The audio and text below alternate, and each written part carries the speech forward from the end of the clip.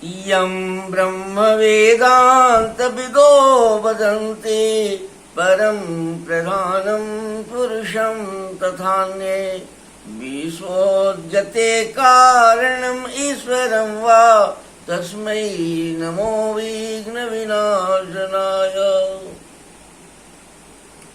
हे गणपति देवता, आप विश्व के उद्भव के करता हैं, आप संसार के विस्तार का कलाकार हैं, आप जगत के कल्याण के लिए विवेक के रूप में आपको स्थान मिली है।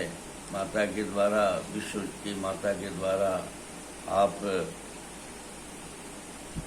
विवेक से जगत की सृष्टि की रचना में बिना चूक का ही लगातार लाखों करोड़ों वर्षों से, मनुष्य के नज़र में लाखों करोड़ों वर्षों से आप अपनी क्रियाशीलता में डटे हुए हैं। मनुष्य की चाह के अनुकूल आपने जंगली जीवन से इसे सभ्य जीवन भी दिया, और इस सभ्य जीवन देने के समय जो आपने विवेक से आयुर्वेद की रचना करवा कर और जो इसे हिदायत दी गई मनुष्य को, उस हिदायत को इसने नहीं माना। लाखों वर्षों तक मानता रहा, जब तक मानता रहा तब तक यह मानवीय मूल्यों से युक्त था, मानवीय मूल्य उसमें थे। लेकिन जब इसने उसे दरकिनार किया, अपने को विज्ञान की धरातल पर आया, संभव है आप विज्ञान के भी वैज्ञानिकों को प्रेरणा देकर विज्ञान जगत को भी विकसित किया होगा, लेकिन यह मनुष्य विज्ञान को भी नहीं मानता है और ज्ञान को भी नहीं मानता है। ज्ञान के अनुसार भी नहीं चलता है और विज्ञान के अनुसार भी नहीं चलता है। विज्ञान के अनुसार अगर ये चलता तो अपने खान पान में क्या खाना चाहिए, कितना खाना चाहिए, कैसे खाना चाहिए, ये खाना हमारा शरीर बना रहा है कि नहीं बना रहा है, इस पर भी विचार करता। सिर्फ जीव चटोर होकर यह जीवन जी रहा है, किसी तरह से पेट भरने के लिए कुछ खा लेता है और प्रदर्शन करने के लिए भी कुछ खाते रहता है। जितना इसको अग्नि है उसका भी विचार नहीं करता। प्राकृतिक अग्नि को तो भूल ही गया है कि प्रकृति भी हमारे शरीर को बनाती है और उसकी भी अग्नि हमारे साथ है। लेकिन यह ज्ञान के अनुसार भी नहीं चलता, विज्ञान के अनुसार नहीं चलता। कितना प्रोटीन खाना चाहिए, कितना प्रोटीन विज्ञान रिकमेंड करता है खाने के लिए, इसका ज्ञान इसे नहीं। विटामिन कितना खाना चाहिए, इस पर भी विचार नहीं करता। क्या विटामिन के परिभाषा पर भी विचार नहीं करता। यहाँ तक कि यह जो भी खाता है वह तर्क करता है कि ये विटामिन युक्त है, ये आयरन युक्त है, ये वसा युक्त है, ये लवण युक्त है, ये मिनरल युक्त है। ये सारी बात ज़रूर करता है, लेकिन बेहिसाब बेलगाम खाता है या नहीं खाता है। ऐसी परिस्थिति में आप को की ही आवश्यकता है, आप इसे थोड़ा सा विवेक युक्त जीवन, बुद्धि युक्त जीवन जीने का प्रेरणा दें। ये अपने खान पान, अपने रहन सहन, अपने जीवन जीने की कला में भी यह धूर्तता का इस्तेमाल कर देता है। उसमें बुद्धिमान अपने को समझ लेता है, यह कल्चर बना लेता है। खाने के में जहर मिला के खाना तो इसने अपना कल्चर बना लिया है। जहर से वस्तु को पैदा करना इसने अपना कल्चर बना लिया है। और अब ये बुद्धि जब आयुर्वेद के अगत तंत्र में आपने बताया है कि जो भी व्यक्ति अगर कोई भी विष यानी जो भी विष की प्रजाति है, विष अगर उसके शरीर में जाएगा तो उसकी बुद्धि पहले मारी जाएगी, वो बुद्धिहीन हो जाएगा, मंद बुद्धि हो जाएगा, क्रियाशीलता उसकी घट जाएगी।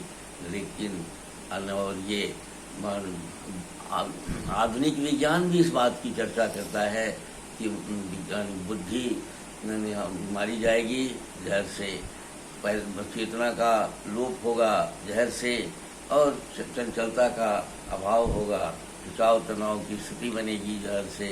ऐसी स्थिति में न विज्ञान को समझता है और न ज्ञान को समझता है।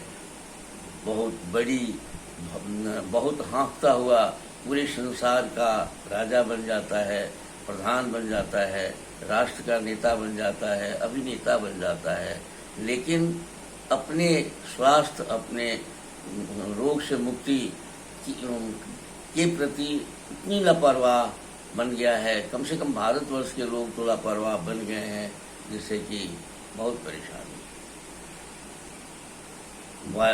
भारतवर्ष में न जाने कितनी बीमारियां रोज लाखों आदमी को मार रही हैं, उस पर महत्व नहीं देता। लेकिन अगर कोई एक छोटा सा बात इसके सामने घट गिर जाती है, इतना तूल देता है कि पूरा देश को बंद कर देता है, देश को ठहरा देता है। इसी में ये कर्तव्य है। ये अंधविश्वास के विपरीत चलता है, लेकिन अंधविश्वास के सारे क्रियाकलाप को स्वीकार करके चलता है। व्यवहार में अंधविश्वास में ही रहता है और चर्चा में कहता है कि मैं अंधविश्वास को नहीं मानता। ऐसी परिस्थिति में हे गणपति देवता, आप कृपा करेंगे तभी जाके ये सोचने की शैली में परिवर्तन आएगी और ये सारा देश मन से, बुद्धि से, चित्त से, चेतन से, अहंकार से, विवेक से युक्त हो जाएगा। आत्मा इसकी प्रसन्न हो जाएगी और आप ये इसका शरीर का, तन का भी रोग बहुत सारे नहीं होंगे। आज तो ऐसा स्थिति बन गई है कि अभावजन तन का रोग जितने हैं अभावजन है, यानी तन के भीतर के अवयव को भोजन नहीं मिलता है और भोजन खूब करता है। दावा करता है कि हमारे जैसा भोजन पूर्वज नहीं करते थे, पीछे के लोग नहीं करते थे, वहाँ भूखे रहते थे लोग, लेकिन ये खूब खाता है, लेकिन इसके भीतर के अंगों को भोजन ही नहीं मिलता। तो तब विज्ञान कहता है कि सब अभावजन्य है लोग भारतवर्ष में। जो सराहने गलाने वाली बीमारी नहीं है, उसको छोड़कर जितना भारतवर्ष में बीमारी है सब अभावजन्य बीमारी है। अब कैसी स्थिति है कि सीधे सीधे विज्ञान कहता है तुम्हारा शरीर अभाव को प्राप्त करके बीमार होकर नष्ट हो रहा है, और माने विज्ञान के उनको पकड़ के चलता है कि हम बहुत बड़े विज्ञान हैं, बहुत बड़े ज्ञान अनुभाती है। ज्ञान को मानता नहीं है, विज्ञान को भी नहीं मानता है। ऐसी परिस्थिति में आप कृपा करें, मेरी प्रार्थना है। हर बार मैं आपसे प्रार्थना करता हूँ, करता ही रहूँगा, क्योंकि आपके कृपा के बिना ये संभव नहीं है। मैं श्याम बिहारी तिवारी आयुर्वेद और वेद का उपासक हूँ। भारतवर्ष के लोगों को आयुर्वेद की रास्ते पर या परंपरागत अनुभूत आहार विहार के रास्ते पर चलने के लिए, प्रेरित करने के लिए मैं इस कार्यक्रम में प्रस्तुत होता हूँ आपके सामने, और प्रार्थना बार बार आपसे करता हूँ कि आप थोड़ा चैतन्य बनिए, आप थोड़ा सा इस काम को आगे बढ़ाइए।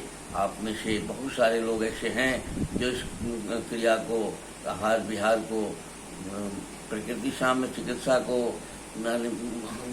पूरा करके और देश के लोगों को स्वस्थ होने से स्वस्थ बनाएंगे और रोग होने से बचाएंगे, रोग मुक्त करेंगे। आज की डेट में ये स्थिति बन गई है। इस संदर्भ में आज मैं बात पित्त कफ के लगभग सभी क्षेत्रों में बातचीत हो चुकी है। अब हम रोग निवारण की ओर आगे बढ़ेंगे। रोग निवारण के लिए हमारे आयुर्वेद ने और प्रकृति ने दो विधा अपनाया है। एक और बहुत सारी थेरेपी इसमें है, अलग अलग थेरेपी है, उसका हर थेरेपी पर हम आप आगे बात करेंगे। लेकिन प्रकृति जो थेरेपी का अख्तियार करती है वो उस पर आज बात कर रहे हैं। ये संतर्पक और अपतर्पक बीमारियां जितनी होती है वो दो भाग में बांटा है। नेचर ने, प्रकृति ने, मनुष्य ने नहीं बांटा है, नेचर ने बांटा है। एक संतर्पक और एक अपतर्पक।